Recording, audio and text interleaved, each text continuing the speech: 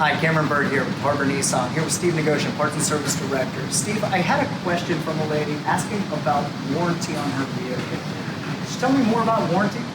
Yeah, Nissan has a couple different levels of the factory warranty. You have your basic 3-year, 36,000 mile warranty coverage on most of your Nissans. Titan has a 5-year, 100,000 mile along with the NV 15, 25, and 3500. Your powertrain warranty is going to be a 5-year 60, or in the case of the Titan and NVs, a 5-year 100,000 mile. Basic warranty is the warranty that covers basically everything from that car bumper to bumper from the day it's bought to that 3-year 36,000 mile. There is a further warranty. There are some warranty extensions on the transmissions on some of our vehicles. So if you ever have concern about your trans or anything else that you have going on in your car, you're better off bringing it here so we can take a peek and see if anything is covered by any kind of extensions, factory warranties, or extended service contracts.